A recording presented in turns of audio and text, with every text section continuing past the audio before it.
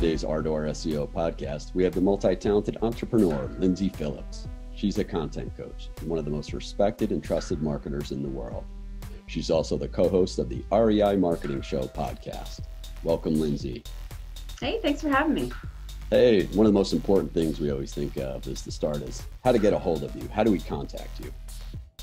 The easiest way is if you go to smoothbusinessgrowth.com, and then of course there's contact or my social. I'm usually in Facebook the most, but of course I'm in LinkedIn and Twitter and Instagram, and but yeah, if that's the easiest way to hit me up.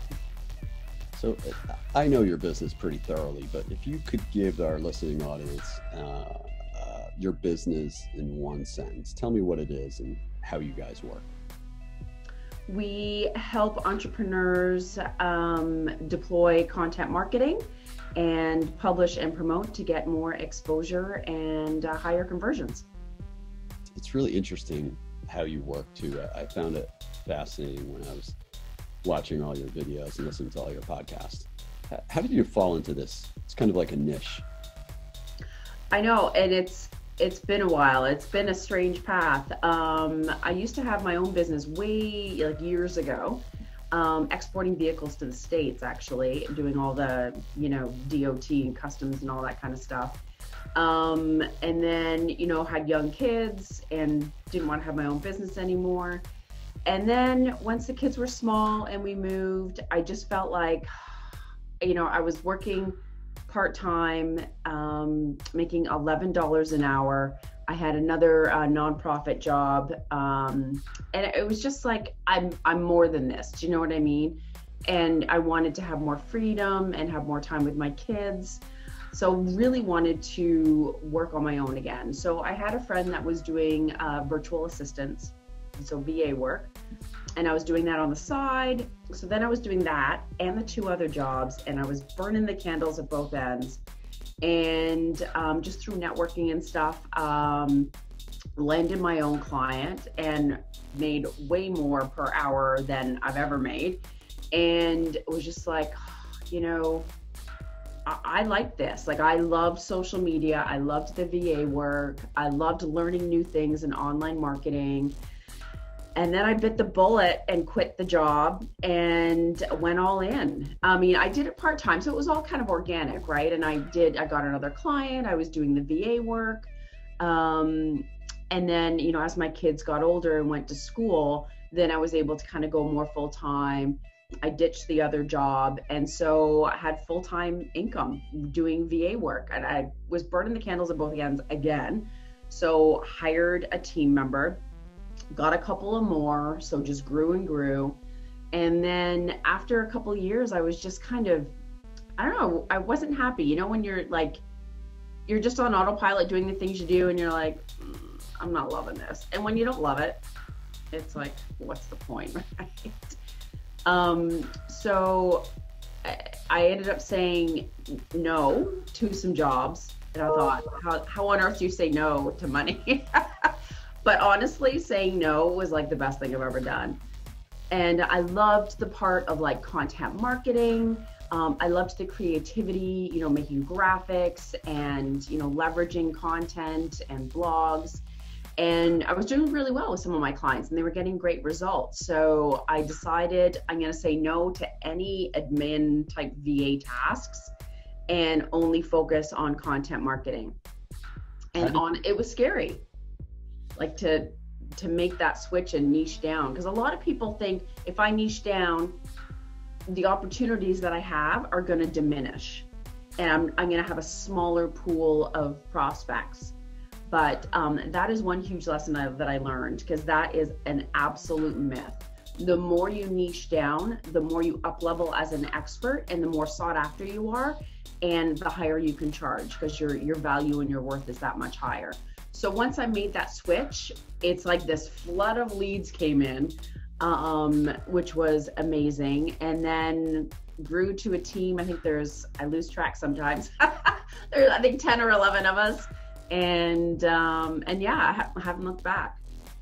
It's funny the way you teach entrepreneurs. It's very knowledgeable matter of the fact. So it's almost like you learned it by the seat of your pants, so to speak, or you learned it through trial by error. Is that correct? Or were you? Absolutely. I mean, I did take some courses and, seminars and workshops, was a part of a mastermind, had a business coach, which I think is really crucial so that you don't, run after shiny objects, and that what you do is logical, methodical, and it's going to move your business forward.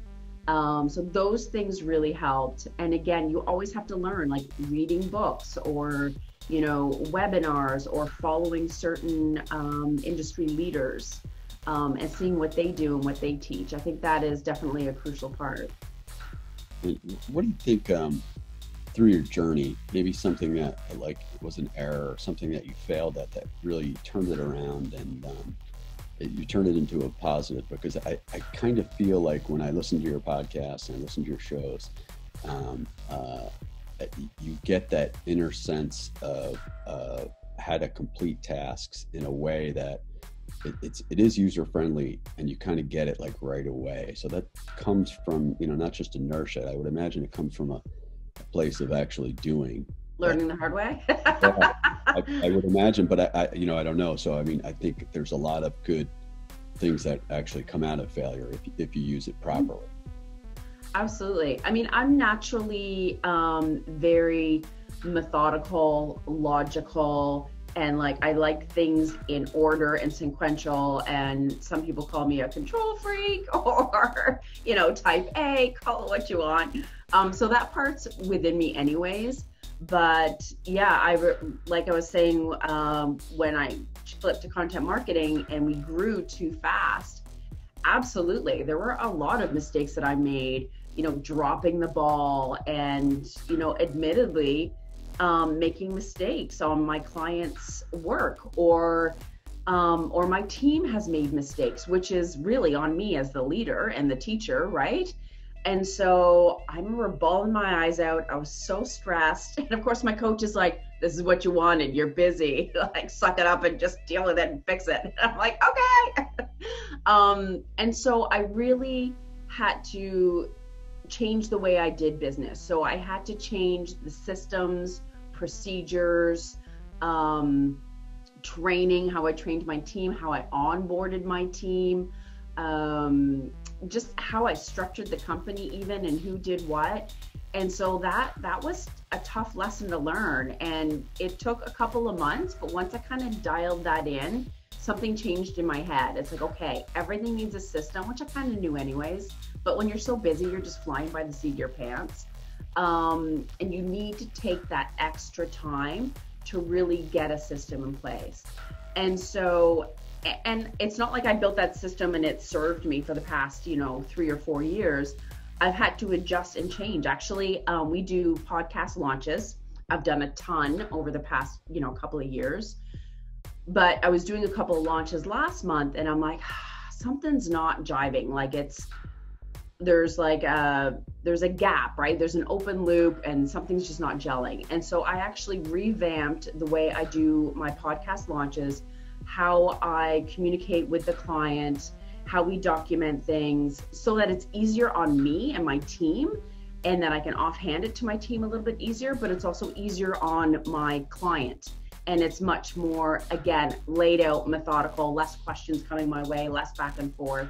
So you always have to change those processes to meet where you're at. So that was huge. And again, my brain is built that way in making things kind of like methodical. So when I teach, content marketing or podcasting or podcast launches, I'm very like, here's step one. And I like to just like get to the point and, get the bullets of what's needed. I'm not, wordy with this and that and going off on tangents. I'm just like, boom, boom, boom, boom, because that's the way my brain works.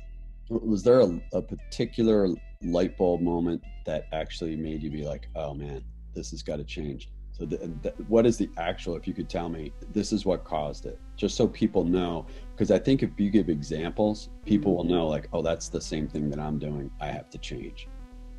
Absolutely. I mean, just again, recently with the podcast launches, I just found that the client was asking, like, if you're getting a lot of questions from your client or your team and it's the same thing over and over and you're repeating that, And to me, it's like, I like to be efficient and clear communication.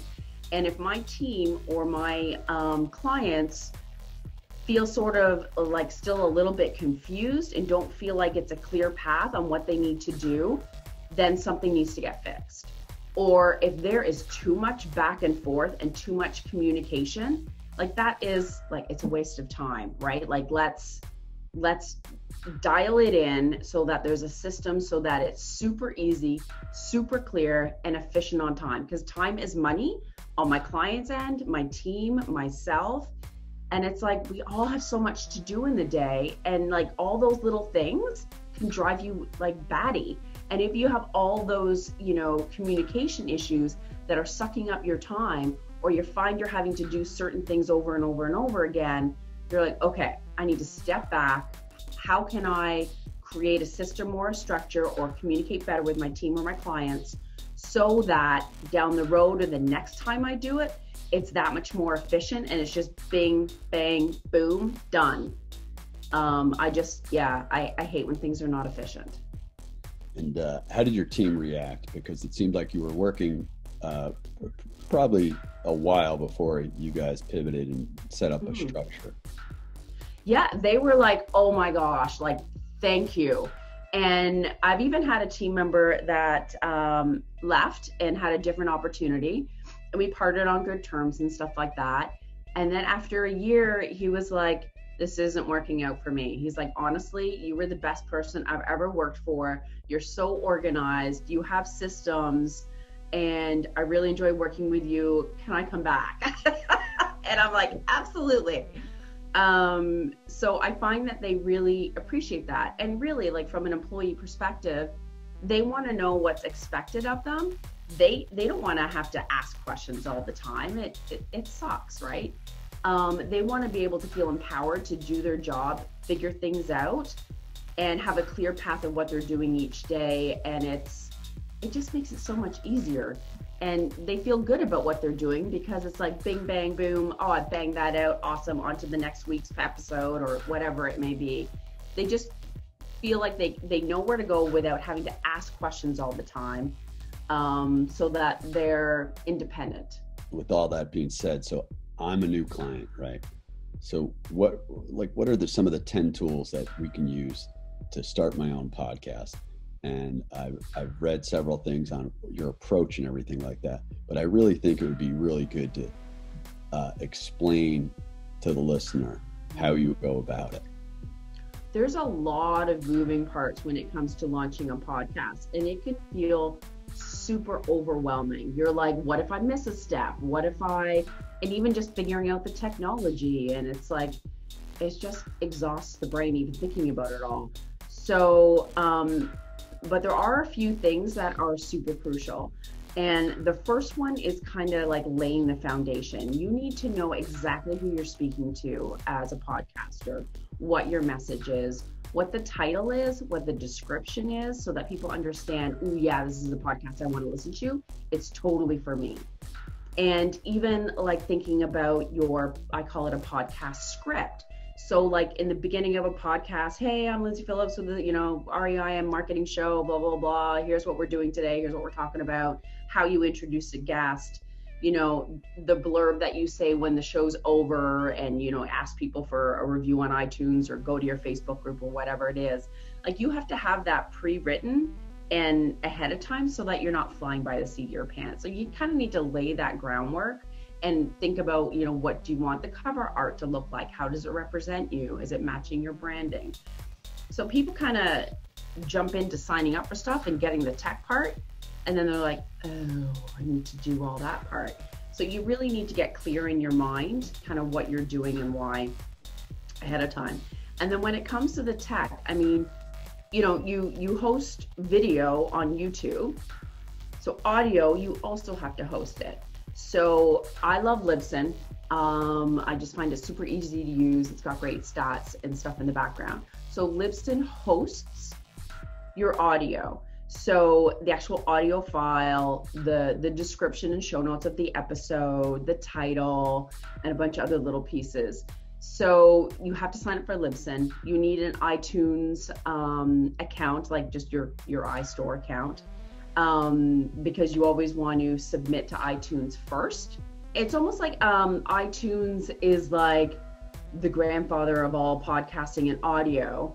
And a lot of directories, actually all the other ones, will either take the iTunes link to like pull the episodes into their software, or your Libsyn RSS feed link to kind of pull those audio and that content and populate it.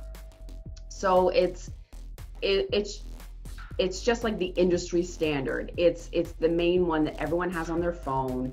It's the most listened to.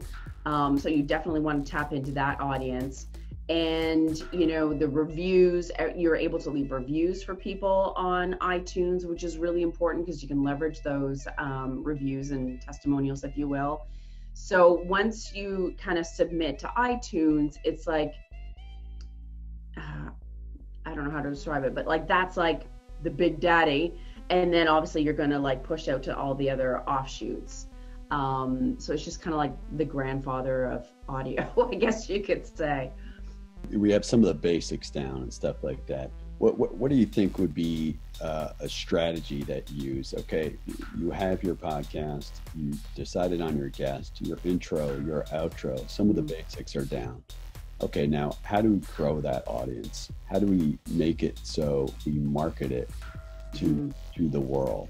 Do we pick a lane? Do we stick to a niche, or do we go out worldwide? Do we want 1 million viewers, listeners? Do we want a targeted audience that will bring us back customers? That's a great question. And I find a lot of people have different goals for podcasting. So they go into podcasting because they want to monetize it or get sponsorship money. Well, you really need to have like a crap ton of downloads in order to monetize and get sponsors. So you need to know that up front.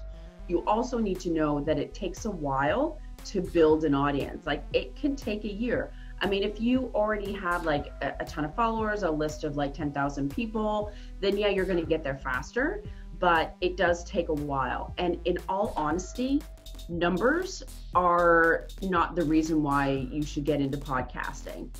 I remember the first year of my podcast, I didn't have a lot of downloads, and that was okay because the people that listened cared about what I said, felt that I was a trusted advisor and an expert, and they contacted me to help them out with XYZ. And so it was a great lead generator as well. So that's what helped me grow my e-list, but also get more clients. And the second point is that by having a podcast and being on other podcasts, people have a certain perception of you. So your authority platform and your authority status is automatically raised. So I remember people will be like, oh my God, you're everywhere. You're on podcasts, you got your own show, like, woohoo, like you must be someone, you know what I mean? Like, and people have that perception. And so you get invited on more shows, or you get like even more like celebrity guests on your show, which of course increases your exposure like a crazy amount because they've got a bazillion followers. It just opens up the door to more opportunities. I got invited on summits, on gift giveaways. I've spoken at Podfest Live, and I'm on Podfest again next month. So you are seen at a higher level, and then you just have way more opportunities. And then also the level of clients that you can have are so much more higher. So you can just kind of up level the types of clients that you have because of that perception. And then you can even charge more for the services that you have, again, because of that. So it is such a huge authority builder that it's like, that to me is way more important than how many downloads I get. And the other thing is, which quite surprised me, Chris, is doing, a ton of interviews over the years, just the amount of connections that you have with people. Like, I've met the coolest people, and like I'm friends with, Jan in like Finland. And we've like partnered together on things, and he is a doll. We've been friends for years, and just like some people that we've just become good friends, and honestly we've never met. But you just connect with people, or like, and they end up referring you to people or asking you on some other show or connect you with another podcaster, just to have that ability to connect with more people and network, open up your opportunities, but just chat with cool people and learn things. I remember doing interviews and I'm like, oh, I really want to know about Facebook ads or whatever it is, right? And get like the best juicy golden nuggets. And then so I'm like, ooh, I want to interview this person because I want to know how to do XYZ. Granted, it's going to, serve my audience, but I was like taking notes. Like, you can kill two birds with one stone. You can learn a ton, meet someone cool, build your authority status all at the same time. I think that can't be said enough, is because I think in the world of marketing, people focus on the number of downloads, but they really should focus on the conversion rate. How many customers am I going to get from said podcast? Because I think what people really need to learn, and I think you have a really good way about teaching it, is it's the targeted audience. You really have to know your audience. Yeah. And I think the way you go about it, especially on your REI Marketing Show podcast, you really teach the audience how to engage in their specific clientele as opposed to a worldview.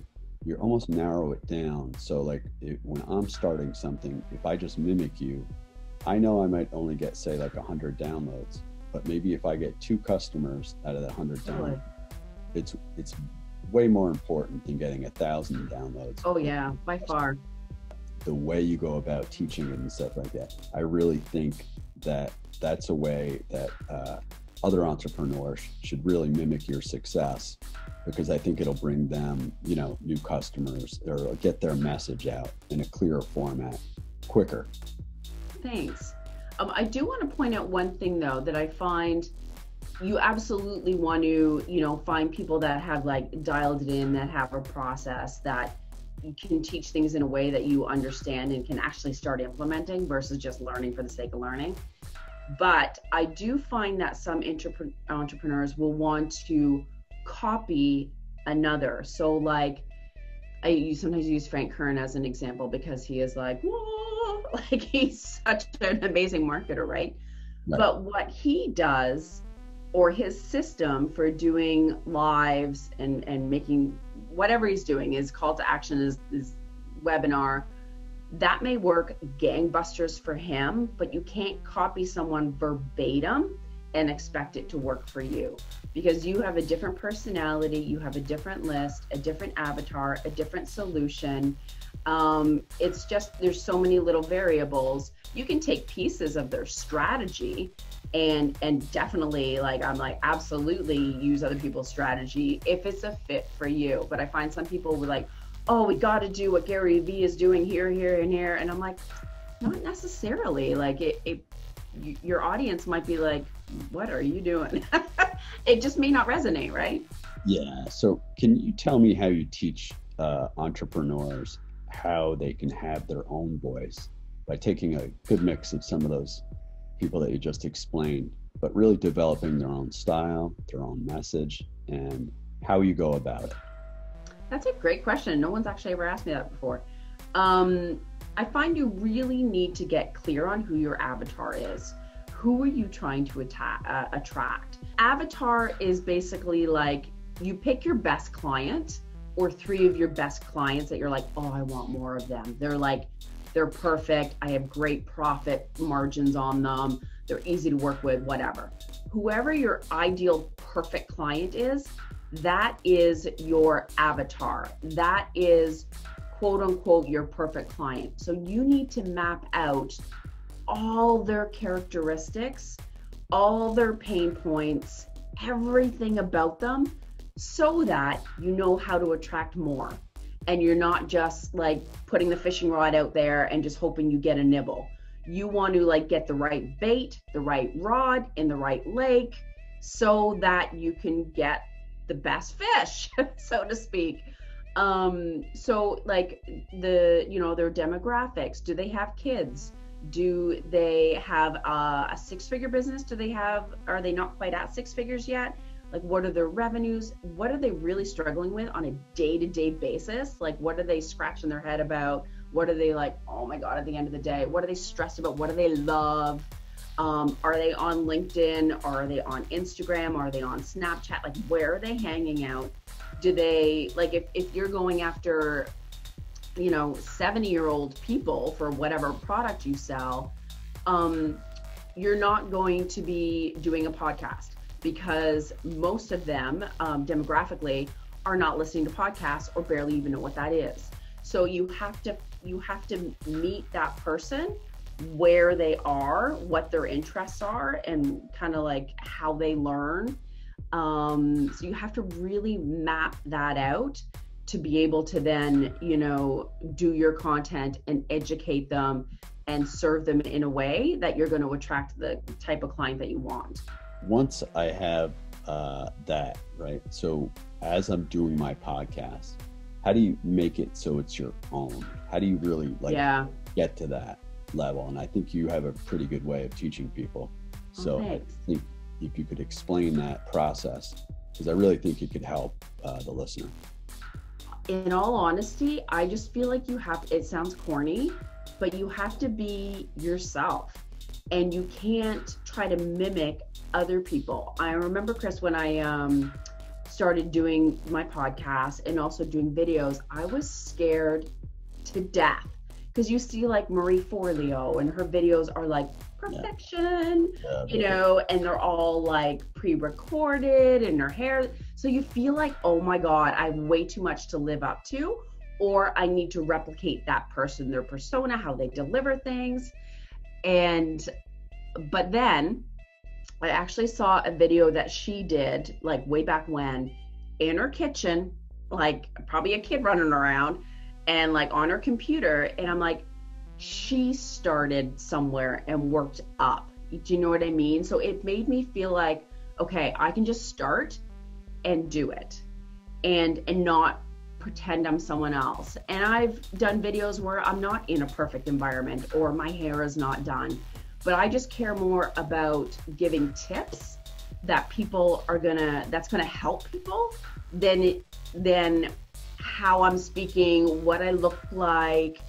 You have to just kind of think about the person that you're speaking to. And if you're sincere and you want to, like, oh man, I remember back in the day when I didn't know XYZ and I was just killing myself. And so I want you to not have to go through that. So I'm going to teach you this, and this. And if you're coming from an authentic place, and you actually care about the person that you're attracting, and, don't be afraid to be yourself, then you're naturally going to attract people. Like, people can spot fakeness away like there's no tomorrow, right? And people will listen to and connect with people that they're like, hey, I could have a beer with her like next week and hang out, or I would love to have a chat with her, or just people that you like, you know what I mean? I see lots of entrepreneurs out there that I'm like, they are banging it out, they're doing really well, but when they're doing videos and they're like all perfect, I'm like, I just don't connect. So I'm like, meh, scroll up. I would rather see someone that, like, I don't know, is just like genuine. And this is just me, everyone's different, right? But I don't know, you just connect more with people that are genuine and actually teaching things instead of fluff and self-serving that are actually going to help people. And so I don't know, that's my perspective. So once you have the podcast done, I think what people really forget, a very important part of the podcast process is marketing. Mm-hmm. and like the use of SEO and the use of social media.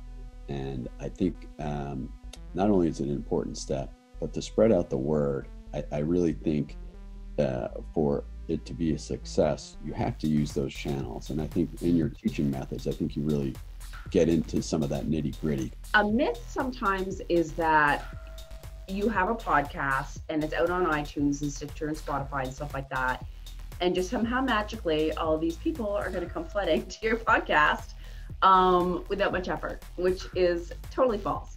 You have to be everywhere, and you have to be repetitive in promoting it. You can't just, publish it on your website and do a couple of social media posts and that's it. You really have to make sure that you're everywhere. So obviously do social media posts to share the blog or share the podcast, and don't be afraid to share old podcasts over and over again and reuse that, because the content's still awesome. And same with obviously having it on your website so that people will go to your website. You'll get more organic traffic. It's a place where you can convert people to leads, which is a whole different topic, but just making sure that you have it on your website. Make sure you can even post it as an article on Medium. For those in real estate investing, you can post it on Bigger Pockets. They've got a platform where you can post articles. LinkedIn gives you the ability to post articles. Email your list. It's amazing how many people forget to email their list when a new podcast goes live. I'm like, you have a captive audience. Share your podcast. Or you can even do a video, about the podcast and a couple of tips that you've shared, and then link to the podcast. So it's another way of kind of leveraging that content. If you do a video version of it, you can put it in IGTV. You can take little snippets. So there's like audiogram, wave, headliner. So you can actually take a snippet or like a 1 or 2 minute clip of the audio and put that on IG stories or Facebook stories or social media in general. It's just another way of like grabbing someone's attention and giving them a little snackable bite about the podcast. And the more they see, they're like, ooh, that was a really good little sound bite. I want to listen to more. I want to listen to the whole podcast. So it's a way of capturing those people's attention. You can transcribe it. You can pull out quotes from your podcast, and then use that as social media, and then have your little podcast icon, of course. And you can, here's a little tip from my podcast, if you want to listen to the whole thing, blah, blah, blah. But even just that visual recognition, oh, Lyndsay has a podcast. I see that quote was from that podcast. And so just knowing that, you're getting more exposure and you'll get more listens. And again, I'm all for leveraging one piece of content multiple ways. So just get it out there in many different ways, and just think outside the box of how you can use that content to pull little pieces out and use it. Yeah. And then everyone thinks you're everywhere. I think you said it well, by leveraging all your sources that are at your fingertips, and many of them are free. So yeah, absolutely. A lot of eyeballs that can further target your audience. You did say something within your question that I want to circle back to, the call to action. Okay, so you have the podcast, and now what's the importance of a call to action if you're trying to attract new customers? How do you go about teaching that to your entrepreneurs? For sure, because really, in podcasting, you have that relationship and connection with the listeners, but you can't reach out direct. You have no way of knowing kind of the specifics on who's listening, and you can't email them unless they email you, kind of a thing. So the name of the game is to convert them to your e-list so that you can nurture them, build a relationship, and convert them to a sale.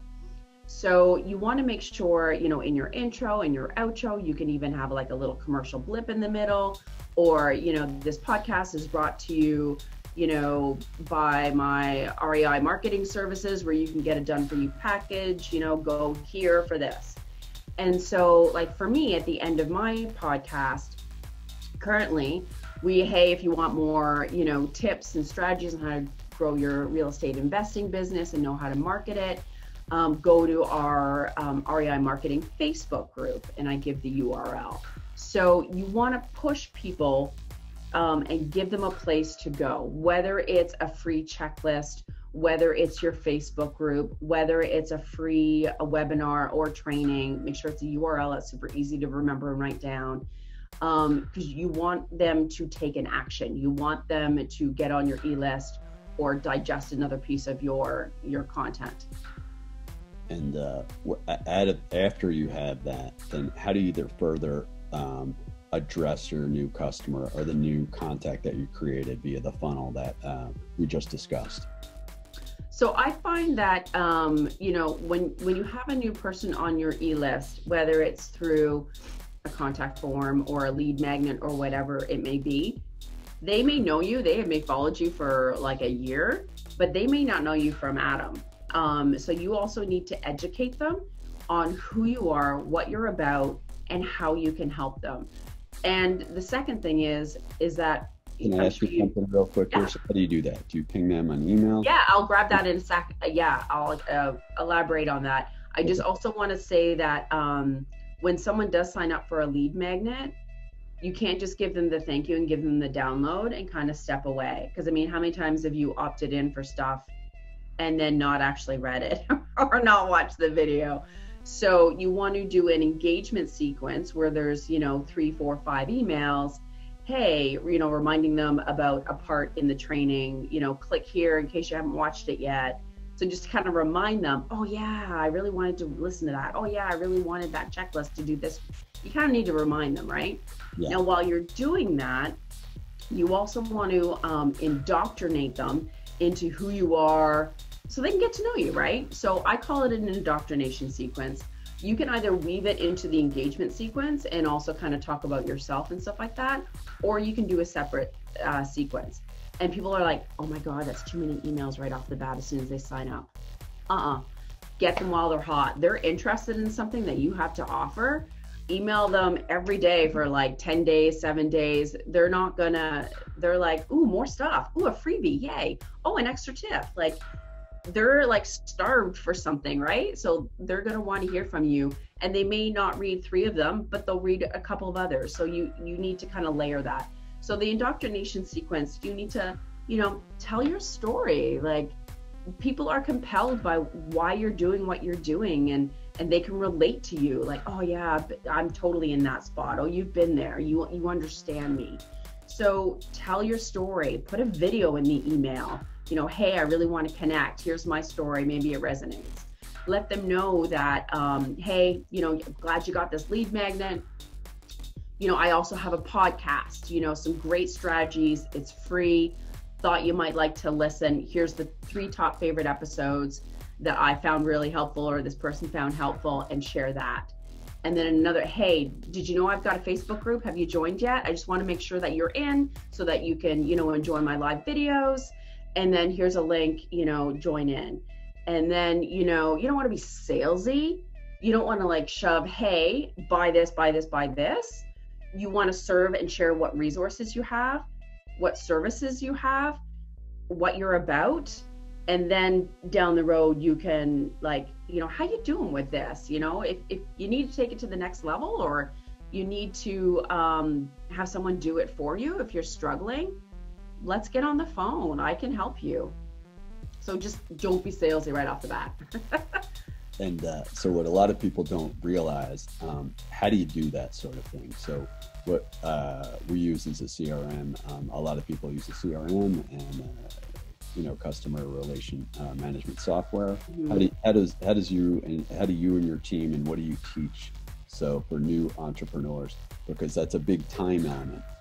It is, yeah. And thankfully, with the systems that are out there today, you can automate it all. So we have writers on staff that will write it for our teams, you know, the indoctrination, the engagement sequence, even like a strategy call sequence, you name it.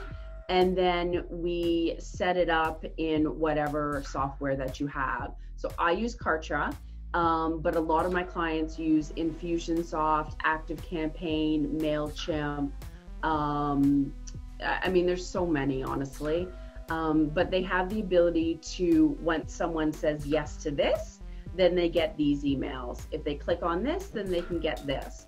So, and it's just like as soon as a new lead comes in, bing, bang, boom, they get all those emails, and you don't have to do anything. You just set it up once, and then you just monitor it. Like, hey, what are the open rates like?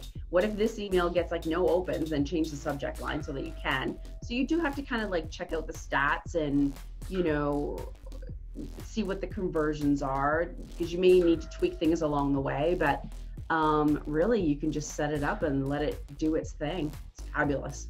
Yeah, it's very good. And the power of time management is just big as an entrepreneur, because like you said a couple times in your answers is, some days your time isn't your own because Oh, you're yeah. spinning in many different directions, and you have to put that fire out because no one else will. Totally. And there are people that it's like, okay, I know I can give this checklist. I know I can do a video and serve people, but I don't know, like I'm a real estate investor. I know all that stuff, but I don't know how to do XYZ. And that's fine. Then you hire a copywriter because one that knows marketing, that can write those pieces, write your landing page, hire a VA or a content marketing company like myself that can set it all up in the back end, proof it with you, and then it's done. So you've got the vision, you've got your know-how, your avatar, but you don't necessarily have the know-how or the time to do all the back end pieces. Throughout your journey over the last 4 or 5 years, do you have one story that really sticks out that you actually helped a client, and it could be a fun element, it could be somebody was down in the dumps and now they're hitting home runs every time they come up to the plate, something that really stands out within your career? There was one, and she had all of these courses in Gumroad, and it was just clunky and not that great. And she, again, starved for time, and she knew she needed a better system to serve her clients at a higher level. And so we took some and put them, into ClickFunnels and made a funnel and blah, blah, blah.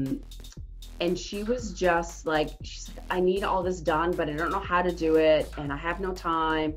And I'm so stressed out. And so I worked with her, and I'm like, okay, let's get this, let's get that, let's do this, and gave direction. I'm like, my team can handle this. Is this okay? And so in the first couple of months of working with her and kind of, learning the nuances and stuff, she just cried on the phone one day. She's like, you have no idea. I've worked with other people, and I haven't felt this supported before. And you just take a weight off my shoulders. And she's like, I just know it's handled and it's done well. And she's just like, whoa. And I'm like, that felt so good. So I do get a lot of that, where they're just or they're podcasting and they're like, oh my God, all these pieces, and I'm not consistent with it because, I can't do it myself. And then they're like, really? I just have to record a podcast and you can do the rest? And that's it? And I'm like, yeah. And they're like, whew. Just that sense of relief, right? Yeah. Is that the first lady? She's still a client? Yeah. I love her. Yeah. Oh, that's awesome. So how do we get a hold of you to promote our own podcast or to learn how to actually do a podcast? Yeah, so if they go to smoothbusinessgrowth.com, there is services tabs, but of course anyone can email me all the time at captain@smoothbusinessgrowth.com. Yeah, I'm always willing to help and hop on a call and see how I can serve you and give you less stress and more prospects. All right. Well, thanks so much for joining us today. So we can check out the show notes because we've also created a link so we can reach out to Lyndsay directly and start your adventure in creative content and serve your business needs. So tune in next time for another Ardor SEO podcast. Thanks for listening.